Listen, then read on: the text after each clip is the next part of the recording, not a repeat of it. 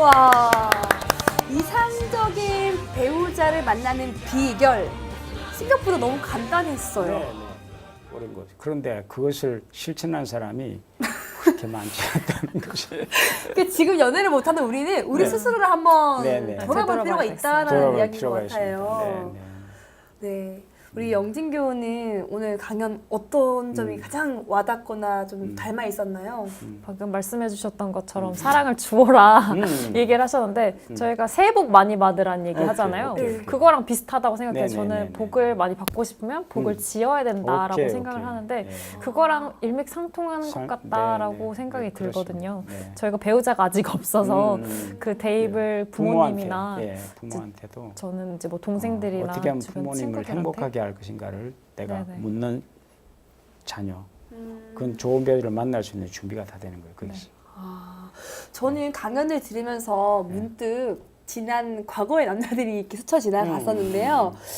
되게 돌이켜 보니까 저한테 문제가 있었던 것 같더라고요. 그렇습니다. 예를 들어서 뭐 특정 데이가 있으면 무슨 데이인데 이렇게 하면서 저는 준비를 안 했는데 받기만을 바랬던 게 아니었나라는 그렇습니다. 생각이 들어서 놀라운 자각이에요. 그게. 네, 그들에게 참 미안하다는 생각이 예, 드네요. 예. 이제 찾아오기 시작할 거예요. 좋은 배우자가. 아, 그렇군요. 예. 그런데 이게 이상적이다라는 그 말에서 이상적인 배우자는 어떻게 내가 원하는 나와 함께 정말 서로 성장해가는 그죠? 그런 배우자 그러죠. 나와 함께 만나서 성장해 갈 수 있는 배우자. 그런 분들을 만나려면은 내가 노력해야 되고 내가 먼저 그런 준비를 하고 있는가, 그리고 내가 상대를 행복하게 해줄 무언가를 가지고 있는가, 그걸 물어서 찾아내라는 거죠 스스로.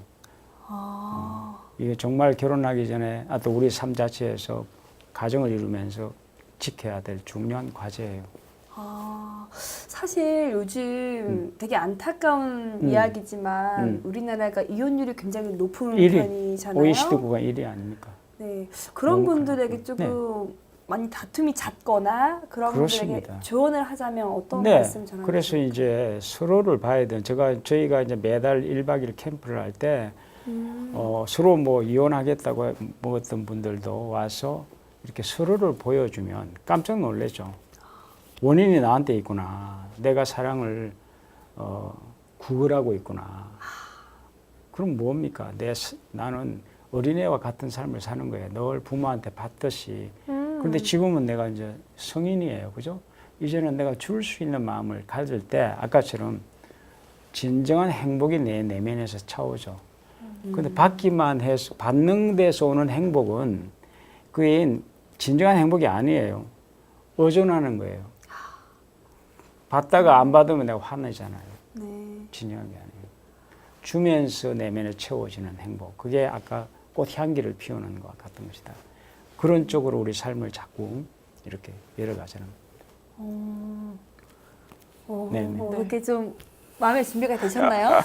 복 짓고 사랑도 하고 얼씨구. 알겠습니다. 복 짓고 저도. 사랑도 하고.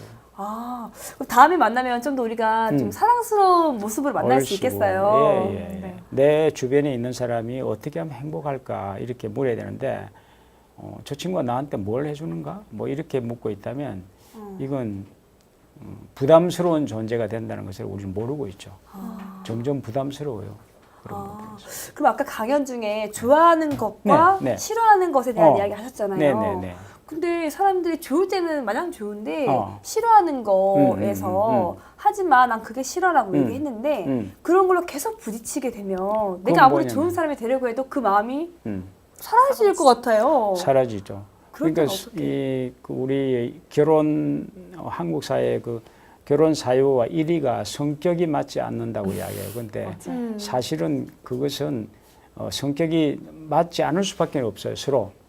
그런데 서로 요구사항을 갖고 있는 거예요. 둘 중에 하나가 내가 이 사람을 정말 어떻게 하면 행복할까 하는 물음을 물으면 돼요. 그럼 오게 되고 그 실천하면 되죠. 그리고 정말 싫어하는 것을 삶은 보이잖아요. 뭐가 싫어한다는 것을 배려해주는 작업. 그게 너무 고맙죠. 상대한테. 그러면 나도 내 아내가 그런 것을 할 수밖에 없는 거죠. 서로 주고받고. 아, 그렇군요.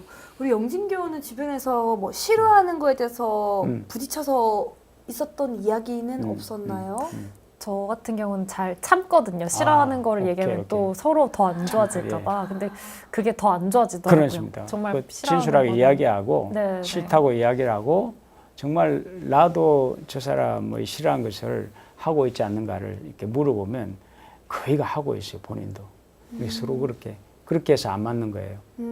그걸 둘 중에 한 사람은 알게 되면 내가 싫어하는 것을 배려해주는 그런 아내, 그런 신부 신랑이 될 때 성숙한 관계를 맺어갈 수 있는 준비가 되는 거죠.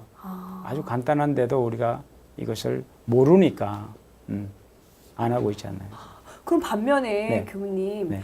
저희 집을 보면은 우리 아버지는 술을 좀 좋아하시는 편이시고 어머니는 정말 한 모금도 못 드시거든요. 네네네. 그래서 항상 말다툼이 일어난 걸 보면은 술 좀 그만 먹으라고. 정말 술 좀 끊었으면 좋겠다. 항상 이거를 한 평생을 해오시는데 아버지는 그러니까 끊임없습니다. 이제는 뭐 잔소리도 그냥 흘러 들으시더라고요. 그러니까 이 한국 사회에서 우리 남자분들이 술을 많이 드시는 분들은 네. 이제 아버지 한번 가만히 보세요. 굉장히 외로운 분들이 술로 해결해요. 그런데 그 외로움을 아내나 자녀들 누군가가 알아주는 분이 있다면 술 먹지 않아도 되는 삶을 살 수 있어요. 근데 그걸 모르고 술만 끊으라고 하는 것은 나만 행복하게 해달라는 외치는 거예요. 그런데 그 아버지 삶에서 나 좀 도와달라고 하는 외침을 읽지 못하고 있는 거죠. 그러면 평생을 해결하지 못하고 그렇게 가는 거예요. 근데 그때 따님이라도 네. 아버지 좋아하는 술을 한 잔 준비해서 드리면서 아버지 요즘 뭐 힘든 게 무엇이에요? 이렇게 아버지 외로움 또 아픔을 이렇게 경청해주는 따님이 한 분 계셔야 돼요. 아, 그렇군요. 네네. 우리에겐 싫지만 또 아버지 입장에서는 싫은 게 아닐 수 있어요. 바깥 세상을 살면서 가정을 이루어야죠. 뭐 스트레스 많죠. 그것을 가정에서 해결해야 되는데 안 되니까 술로 해결하는 거예요. 그것을 우리가 읽어줄 수 있는 눈을 여성들이 가져야 되고 또 남성들은 또 그것을 진솔하게 나 외롭다 이야기할 수 있고 대화를 나눌 수 있어야 되는데 그냥 술로만 해결하니까 이게 이 이야기는 네. 우리 집뿐만 아니라 많은 집에서도 볼 수 있는 그렇습니다. 이야기잖아요. 집집마다. 지금 방송을 보고 있는 시청자 여러분들께서도 술 때문에 혹은 다른 거 싫다고 했던 거에 대해서 몇 번이고 얘기했는데 고쳐지지 않아서 늘 지금까지 부딪힌다면 이 부분을 다시 한번 살펴보고 같이 한번 내가 먼저 손을 뻗어주는 것도 참 좋을 것 같다는 생각이 드네요. 사랑은 받는 것이 아니라 주는 것이다라고 그러시고. 했습니다. 사랑 한번 전해볼까요? 네. 사랑해요, 사랑해요, 사랑해요. 네, 행복하죠. 행복하네요. 네. 네, 사랑한다라는 그 표현만으로도 이렇게 행복해지는 것 같습니다.